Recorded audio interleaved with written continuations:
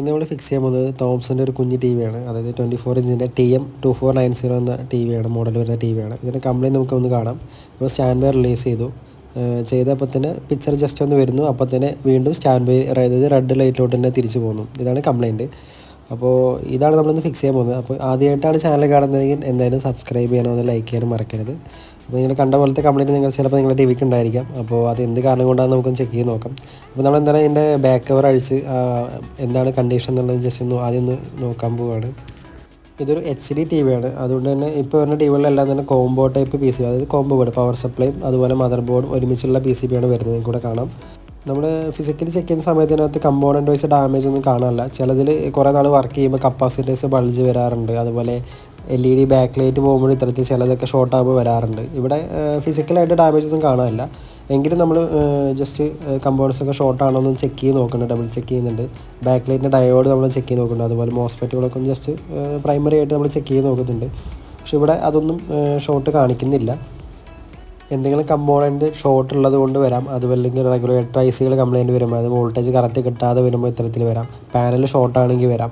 അപ്പോൾ ഇവിടെ നമ്മൾ ആദ്യം തന്നെ ചെക്ക് ചെയ്യുന്നത്, അതായത് പിക്ചർ വരുന്നതുകൊണ്ട് പാനൽ ഒരിക്കലും ഷോർട്ട് ആവാൻ ചാൻസ് ഇവിടെ വളരെ കുറവാണ്. അപ്പോൾ നമ്മൾ ആദ്യം ചെക്ക് ചെയ്ത് നോക്കുന്നത് ഒരു റെഗുലേറ്റർ IC ഉണ്ട്. 8 പിന്നിലുള്ള 1118 എന്ന് പറഞ്ഞൊരു IC ഉണ്ട്. താഴെ ബോട്ടം സൈഡിൽ ലെഫ്റ്റ് സൈഡിലായിട്ട് കാണുന്നതാണ് IC. അത് ബോർഡിൻ്റെ ഇടതുവശത്ത് താഴെ പോർഷനിലായിട്ട് കാണുന്ന ഒരു IC ആണ്. 1118 റെഗുലേറ്റർ IC ആണ്.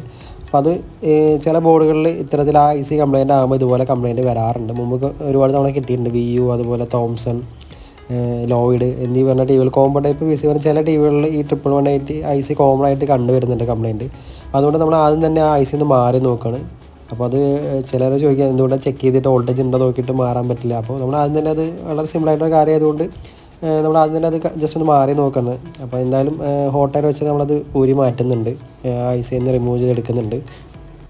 VU, അതുപോലെ ലോയിഡ്, പിന്നെ ചില കോംബോ PCB വരുന്ന മൈക്രോമാക്സ്, അങ്ങനെ മുമ്പുണ്ടായിരുന്ന കുറച്ച് ടി വികളിലൊക്കെ കുറച്ചധികം നാൾ വർക്ക് ചെയ്യുമ്പോൾ കപ്പാസിറ്റേഴ്സ് ബൾജായി, അതായത് വോൾട്ടേജ് ഫിൽറ്റർ ചെയ്യുന്ന കപ്പാസിറ്ററുകൾ ബൾജായി വരുമ്പോഴും ഇത്തരത്തിൽ കംപ്ലയിൻറ്റ് കാണിക്കാൻ, അതായത് ജസ്റ്റ് നമ്മൾ സ്റ്റാൻഡ് ബൈ റിലീസ് ചെയ്യുമ്പോൾ ജസ്റ്റ് ഒന്ന് ബ്ലിങ്ക് ചെയ്തു, അത് LED അല്ലെങ്കിൽ ചിലത് ബ്ലിങ്ക് ചെയ്തു. ചില കേസിൽ LED മാത്രം വർക്ക് ചെയ്യാതെ വരാറുണ്ട് കപ്പാസിറ്റർ ബൾജാകുമ്പോൾ. പക്ഷേ ഇവിടെ അതല്ല, TV കംപ്ലീറ്റ് ആയിട്ട് സ്റ്റാൻഡ് ബൈ ആയിട്ട് പോകുന്ന അവസ്ഥയാണ്.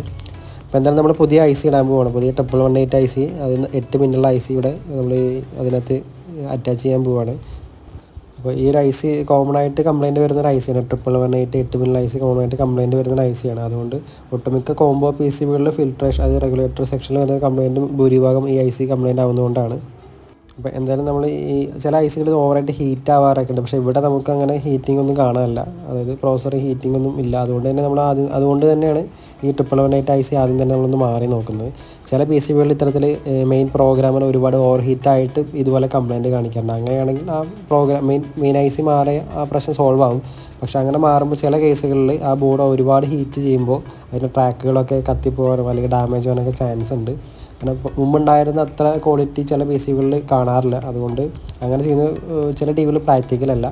അങ്ങനത്തെ കണ്ടീഷൻ, അത് മെയിൻ പ്രോഗ്രാമർ അല്ലെങ്കിൽ മെയിൻ IC കംപ്ലയിൻറ്റ് വരുമ്പോൾ ബോർഡ് തന്നെയാണ് മിക്കവാറും മാറാറുള്ളത്. പക്ഷേ ഇവിടെ നമ്മൾ അത് ഓവർ ഹീറ്റൊന്നും കാണാത്തതുകൊണ്ട് തന്നെ ഫസ്റ്റിൽ നമ്മൾ ചെയ്യുന്നത് 1118 IC റെഗുലേറ്റർ IC മാറി നോക്കുകയാണ്. ഈ സെയിം PCB തന്നെ നമ്മൾ വേറെ പല TVകളിലും കണ്ടിട്ടുണ്ട്. കാരണം ഇതിനകത്ത് നമുക്ക് പ്രോഗ്രാം ചെയ്ത് ഒരുപാട് കമ്പനികൾ യൂസ് ചെയ്യുന്നുണ്ട്. സെയിം ബോർഡ് തന്നെ പല കമ്പനികളും മോഡിഫൈ ചെയ്തിട്ട് അവരുടെ ലോഗോ ഒക്കെ ചെയ്തിട്ട് ചെയ്യുന്നുണ്ട്. റെഗുലേറ്റർ IC നമ്മൾ റീപ്ലേസ് ചെയ്തതിന് ശേഷം IP ഉപയോഗിച്ച് ഒന്ന് ക്ലീൻ ചെയ്ത് കൊടുക്കുന്നുണ്ട്. ആ PCBയുടെ ആ പോർഷനൊക്കെ നമ്മൾ ക്ലീൻ ചെയ്ത് കൊടുക്കുന്നത് ശേഷമാണ് നമ്മൾ ഓൺ ചെയ്യാൻ പോകുന്നത്. ഇവിടെ നമ്മൾ ക്ലീൻ ചെയ്യുന്നത് IP ഉപയോഗിച്ചിട്ടാണ്. അപ്പോൾ ഇത്തരത്തിൽ ക്ലീൻ ചെയ്യുന്നത് എന്തിനാണെന്ന് വെച്ചാൽ, അതായത് നമ്മൾ ആ റിമൂവ് ചെയ്യുന്ന സമയത്ത് ഫ്ലെക്സ് അപ്ലൈ ചെയ്തിട്ടുണ്ട്. അപ്പോൾ ആ ഫ്ലെക്സ് ബോർഡിൻ്റെ മറ്റു ഭാഗങ്ങളിലൊക്കെ ആയിട്ടുണ്ട്. അത് ക്ലീൻ ചെയ്യാനാണ് ഇവിടെ IP ഉപയോഗിച്ചിട്ട് നമ്മൾ അത് നന്നായിട്ട് റബ്ബ് ചെയ്ത് കളയുന്നത്. IC റീപ്ലേസ് ചെയ്തതിന് ശേഷം നമ്മൾ അതിൻ്റെ IR സെൻസർ കണക്ട് ചെയ്ത് ജസ്റ്റ് ഒന്ന് ഓൺ ചെയ്ത് നോക്കുകയാണ്. ഈ ഒരു IC, അത് 1118 IC പോയതുകൊണ്ട് മാത്രം ഇതേ കംപ്ലയിൻറ്റ് വരണമെന്നില്ല. വേറെ കംപ്ലയിൻറ്റ്, അതായത് മറ്റ് പല കാരണം കൊണ്ടും വരാം. അതിനകത്ത് ഒരു കാരണം മാത്രമാണ് ഈ 1118 IC. ചില കമ്പോണൻറ്റ് ഷോർട്ട്, അതായത് മോസ്ഫെറ്റുകൾ LED ഡ്രൈവ് ചെയ്യുന്ന ആ സെക്ഷനിൽ വരുന്ന മോസ്ഫെറ്റ് ഷോർട്ട് ആകുമ്പോൾ വരാം, അല്ലെങ്കിൽ ഡയോഡ് ഷോർട്ട് ആകുമ്പോൾ വരാം, LED ഷോർട്ട് ആയിട്ടുണ്ടെങ്കിൽ അങ്ങനെ വരാം. ചില കേസിൽ പാനൽ ഷോർട്ട് ആകുമ്പോൾ ഇത്തരത്തിൽ വരാറുണ്ട്. പക്ഷേ ഇവിടെ എന്തായാലും അതല്ല, കാരണം നമുക്ക് പിക്ചർ ഫസ്റ്റിൽ കാണാൻ പറ്റുന്നുണ്ട്. അപ്പോൾ എന്തായാലും നമ്മൾ സ്റ്റാൻഡ് ബൈ റിലീസ് ചെയ്തിട്ടുണ്ട്. അപ്പോൾ ഇവിടെ ബാക്ക് ലൈറ്റ് കത്തുന്നതായിട്ട് നിങ്ങൾക്ക് കാണാൻ പറ്റും. നിങ്ങൾക്ക് കാണാം ബാക്ക് ലൈറ്റ് ആ TVയുടെ ബാക്ക് സൈഡിലെ ഹോളിലൂടെ നമുക്ക് കാണാൻ പറ്റുന്നുണ്ട്. അപ്പോൾ എന്തായാലും നമ്മൾ ഇനി ആ പാനലിൻ്റെ, അതായത് പാനലിലോട്ടുള്ള LED സ്കെയിലൂടെ കണക്ട് ചെയ്ത് TV ഒന്ന് ഫുള്ളായിട്ട് ചെക്ക് ചെയ്യാൻ പോവുകയാണ്. നേരത്തെ നമ്മൾ ബ്ലോവർ വെച്ച് ആ ഐസ് റിമൂവ് ചെയ്യുന്ന സമയത്ത് ആ കേബിളുകൾ റിമൂവ് ചെയ്തിട്ടാണ്. അപ്പോൾ അങ്ങനെ ചെയ്യണത് എന്തിനാണെന്ന് വെച്ചാൽ അങ്ങനെ ചെയ്തില്ലെങ്കിൽ തൊട്ടടുത്തുള്ള കേബിളുകളൊക്കെ ചിലപ്പോൾ ഉരുകാൻ, അതുപോലെ അതിൻ്റെ കണക്ടേഴ്സൊക്കെ പ്ലാസ്റ്റിക് ആയതുകൊണ്ട് ഉരുകാൻ പെട്ടെന്ന് സാധ്യതയുണ്ട്. അതുകൊണ്ടാണ് നമ്മൾ റിമൂവ് ചെയ്ത് മാറ്റി വെച്ചത്. അപ്പോൾ നമ്മൾ അതിൻ്റെ LVDS കേബിൾ കണക്ട് ചെയ്ത് ടി വി ഒന്ന് ഓൺ ചെയ്യാൻ പോവുകയാണ്. നമുക്ക് എന്താണെന്ന് നോക്കാം, ഡിസ്പ്ലേ ഒക്കെ വന്നിട്ടുണ്ടോ എന്ന് ചെക്ക് ചെയ്ത് നോക്കാം. ഇവിടെ സ്റ്റാൻഡ് ബൈ റിലീസ് ചെയ്ത് നമുക്ക് പിക്ചറൊക്കെ വന്നിട്ടുണ്ട്, ടി വി ഓക്കെ ആയിട്ടുണ്ട്. വീഡിയോ യൂസ്ഫുള്ളായി തോന്നുകയാണെങ്കിൽ എന്തായാലും ലൈക്ക് ചെയ്യാനും അതുപോലെ സബ്സ്ക്രൈബ് ചെയ്യാനും മറക്കരുത്. അതുപോലെ ഇത്തരത്തിലുള്ള അപ്ഡേറ്റ്സിനായിട്ട് ആ ബെല്ലൈക്കൺ ഒന്ന് പ്രസ് ചെയ്യുക. അതുപോലെ വീഡിയോയെക്കുറിച്ചുള്ള നിർദ്ദേശങ്ങളൊക്കെ നിങ്ങൾക്ക് കമൻറ്റിലൂടെ അറിയിക്കാം, അതിന് റിപ്ലൈ തരുന്നതാണ്. അപ്പോൾ എന്തായാലും നമുക്ക് അടുത്തൊരു ഇൻട്രസ്റ്റിംഗ് വീഡിയോ ആയിട്ട് വീണ്ടും കാണാം.